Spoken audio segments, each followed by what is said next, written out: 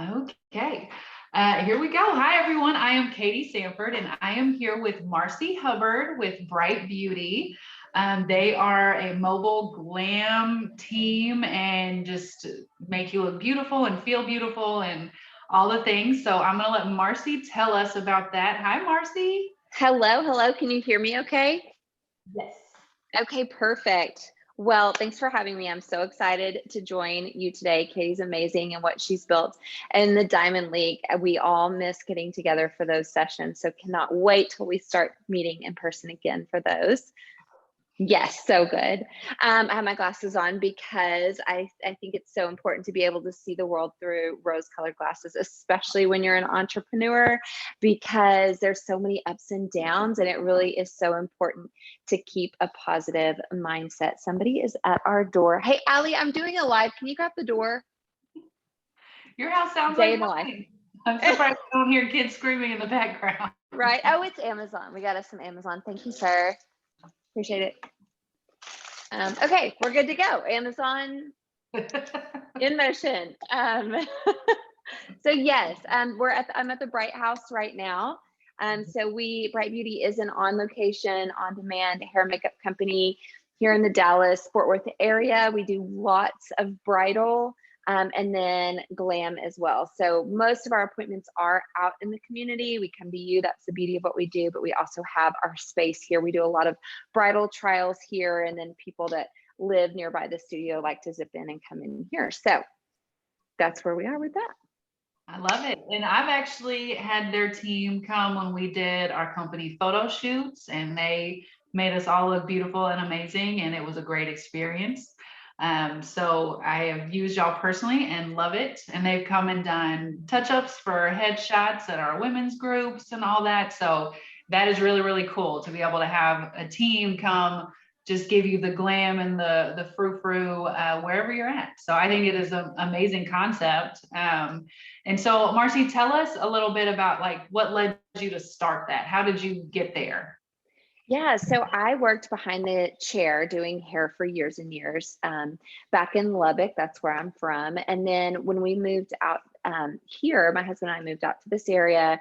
I didn't want to go back to the salon and, I loved that. And I loved the clientele and I loved, everything that went along with it. But I just had the vision for taking the beauty to clients, incorporating makeup to that, and then offering something other than cuts, colors, all so important. We got to have our cuts and colors, but really special, yes, for sure, but really specializing on the styling side of things, because there's lots of hairdressers who can do cuts and color, but they don't really specialize in styling. And so being able to bring that to the community as well. And so launched the business in 2018 and just took the leap, did it. When I started, I had one makeup artist with me and we just hit the ground running and just started looking for open doors and telling everybody, hey, this is what we're doing. And we have grown so quickly and survived 2020 like everybody else. We're making it through. Hopefully like many others. And we're moving and grooving now. So it's been really great. We want to open up Houston by the end of the year and expand nationally. We've got our eyes on Denver and Charlotte and Austin. And so, yeah, we'll just see how fast we grow nationally. I love that. So I know you mentioned 2020. Was that kind of a hard year for y'all since y'all are, I mean, I know a lot of events were probably canceled. I know even in my own, we had 2 weddings cancel and all that stuff. So did you have to kind of pivot how you did things, or did y'all just kind of wait till, what did you do and what did you have to change with that? Yeah, so like the whole world, right? We shut down completely for a couple of months, and it was so heartbreaking. And especially being in the service industry, because you can't do this job remote, via the online, right? Right. You have to be in person to run a hair and makeup team. So it was, one of my very first thoughts was about my artists. I run a large team. We have about 30 artists, and a lot of them freelance full time, and that's how they make a living. And I was like, how are we going to survive this thing? And it was very scary. Just like, I mean, everybody felt that way. Like on top of the pandemic, just if you were affected through your work, it was like, what are we going to do? but I'm so grateful that we live in Texas, and that there were, when we opened back up, there were restrictions, but we were still able to work. So there were a lot of micro weddings that became super popular.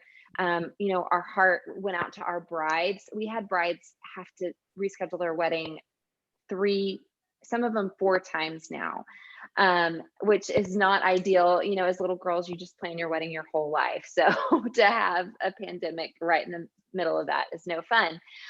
So the nice thing about running a large team is we were able to move with our clients. So, they just reset the day and we reset with them. And so some had micro weddings, and then we'd be a part of that. And then some had those smaller weddings and then plan bigger celebrations that are coming up. So it was just kind of a hybrid of what everybody did. As far as the event side and like the on-demand glam, we continued at a smaller scale, but women doing photo shoots. Mhm. A lot of gals took that time, kind of that lull in business to work on some of their online presence, and that meant headshots. And so we did some of those. Of course, we're still not really into like galas and large events yet. Another thing that women get glam for, but it's starting to pick up. Events are starting to come around, and people are ready to get out and about and on with life. And so, we survived it.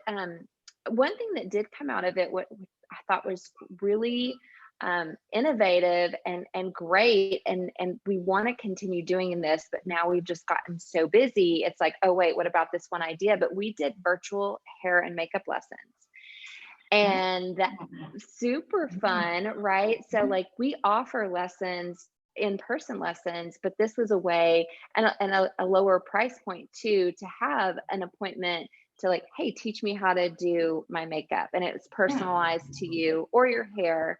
And so that was a really great thing that came out of that time. And we do, like I said, we want to get back to it. It's just like now we've ramped up, and we're so busy with the core business. It's like, oh yes, we got to get back to that. Yeah, I think that's a Yeah. great idea. And that's something I think you should keep. I love that idea. I mean, this is my hair creativity goes. So I'm sure I could use some of these lessons. I think that's a great idea. And people can do it from the comfort of their own home, which we've all gotten very comfortable being in with the last year. Yes. So I Yes. think that's awesome. And we all know this video life now. So Mhm. Yeah, yes. exactly. So what, being a entrepreneur and a female and, in business and all that, because y'all been, I guess this is your 3rd year, right? So what are maybe some things that you know now that you wish maybe you'd have known then, or, just tell us some things that you've learned in growing and scaling your business, and just as far as for maybe somebody wanting to start a business or grow theirs, what are some takeaways or things you've learned in that process? Gosh, there's so many things I could share, and anybody that's been in business, you learn as you go, and you look back and you're like, wow, like you get to see how far you've come and how much you've learned, how much you've grown. And I would say, it kind of depends on where you are in the journey and what you're looking at. So for me, this was a natural fit because I came from the beauty, like I was a hairdresser. And so I knew a lot about this world. But a lot of the business side I've had to learn as I've grown with it, right? So I think if you're looking at doing something and you're completely unfamiliar with it, shadow somebody else or begin to like walk in that, like look for opportunities to see, like, is this a fit? Is this something I'd like to do? I love Mel Robbins. She wrote the 5-second rule, and she offers so much wisdom. Anybody that doesn't know Mel Robbins, go follow her, go read that book. But she did a whole series. I think it was on, it was a podcast series that she did, but she was talking to a gentleman who was like, I want to open a wine bar. And she was like, why? And they dug into that. And she was like, I think you need to begin by like, maybe it's like you love wine, you love wine and you enjoy people, but maybe it's not that you open a wine bar. Maybe it's you have a wine club or, just different things. So I think it's like gradually starting in that to see what about that industry or what about that thing draws you in so you can learn more about how it's a good fit. Then once you go for it, you're probably going to have another thing that, either a job or a business that pays your bills. I had another gig that sustained me for the year while I was the first year that I was doing Brite.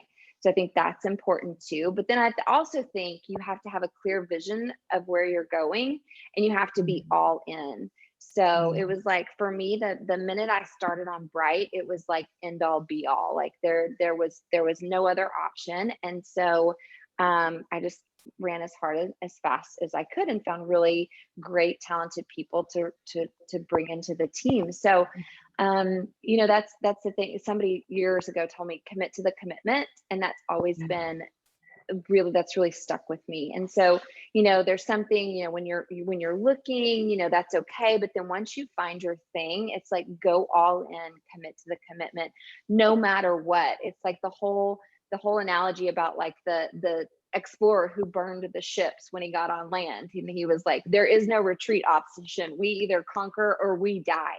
I mean, I know that's extreme, but that's really how I see Absolutely. this business and the journey, because how else can you succeed if you're like, oh, well, but I still have this, or whatever. And when you go all in like that, and you commit to the commitment, you're going to make mistakes. That's part of the journey, but then you learn from those mistakes. You're going to have failures. That's okay. Fail forward. And then there's no option for ultimate failure, right? Because you're learning along the way and applying those lessons. So I think that's the other thing. And then grit.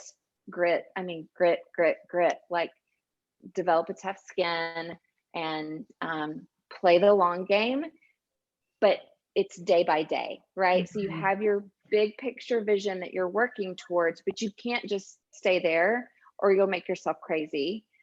Because then you're like, but why am I not there yet? It's like, okay, but that's a ways in the future. But what do I do moment by moment, step by step, to keep moving towards that? And it's the day by day, and it's the little things. It really are all those little things that add up. In the beginning, I said yes to everything and every opportunity. And, there's some really great wisdom about, well, you need to say no. I think Warren Buffett's like, I say no to a lot. Well, but to get to say no, right? To get to be selective, you have to say yes a lot in the beginning to figure out where's a good fit, what really works, what works in the business. Then you have the wisdom to say, okay, no to this, but yes to this. And it helps you define your company and define the long game vision a little bit better. I love that. I think you're absolutely right. Commit to the commitment. I like that a lot. And you mentioned, building the team. What are some things you look for as far as, building a team, and what's worked for you to keep that solid team? Because in any business, without your team, you can't function. It doesn't work. So what do you look for in building that?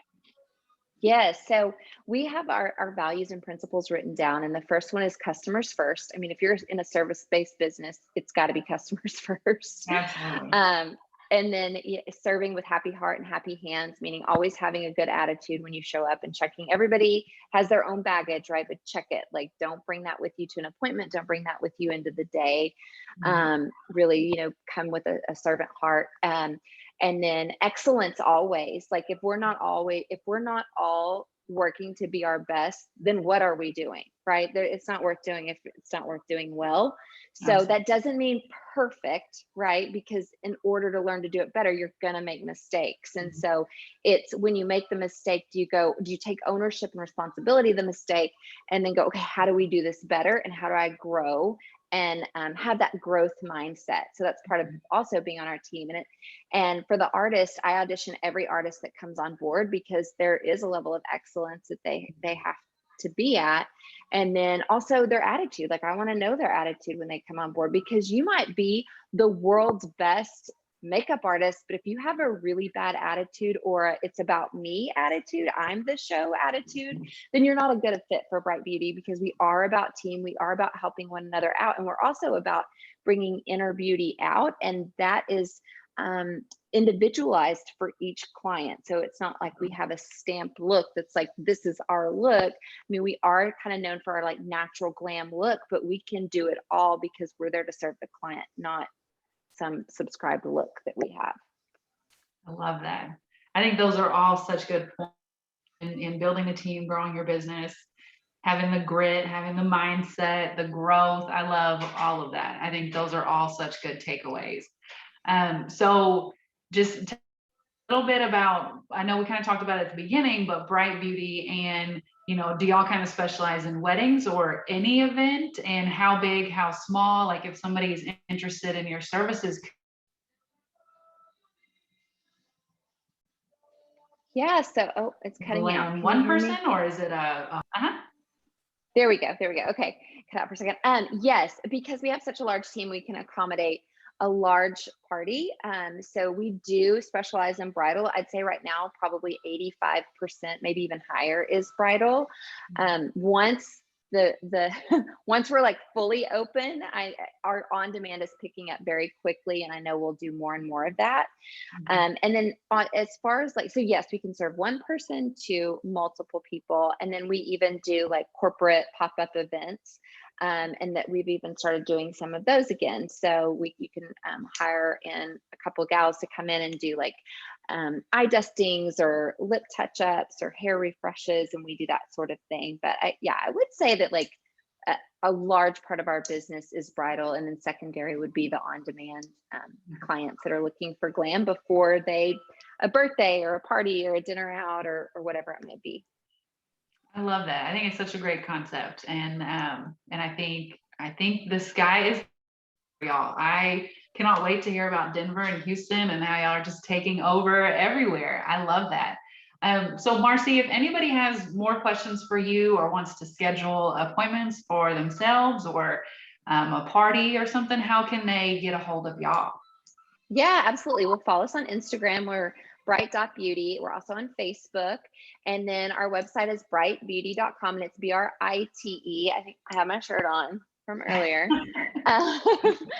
So yes, britebeauty.com. And then if you have any like questions about business for me, I love talking business, and I love when women reach out and just have questions, anything that I can, because it's a journey, and if I can help somebody, and I'd love to. So my personal Instagram is Marsi, Marsi Hubbard. You can DM me there or on Facebook, and I'd love to help you out if you have need any business tips. I'm here to serve. So that's how you can find us. Love it. And I appreciate everything you did share with us. I think those are a lot of amazing points and good takeaways. And so I think that that's awesome. And this will be really helpful for a lot of women thinking about getting into business. And then they'll look great while they do it after one of your girls comes and fluffs them up. I love it. Yes. It's the grit and glam. You just got to have both. And then I'd say finally, when the fear sets in, because anybody knows when you're doing something, fear sets in, the doubt sets in, and those stupid voices tell you can't do it, you're not enough. Just give it a second sandwich and move on about your way. Change the thought and say, I can do this. I'm called to it. I can do this. Absolutely. I think that's a great piece of advice, because you were right. You will, especially if you're doing something different or out of the box, you will at some point doubt yourself. I think if you don't, you might not be doing what you should be doing. I think you're absolutely right. So that was a perfect thing to share. I love that. But thank you again, Marsi, so much for your time and your info. And I just cannot wait to see where you go. It's been so fun watching you grow these past 3 years, and I just know the sky's the limit for y'all. I cannot wait to see where you go. I think it's amazing. Oh my, thank you. And thank you for this time. I enjoyed it, and I cannot wait to see you in person and hug your neck. I know, very soon. We will soon. So thank you so much, Marsi. You have a wonderful rest of your day. Okay, you too. Thank you.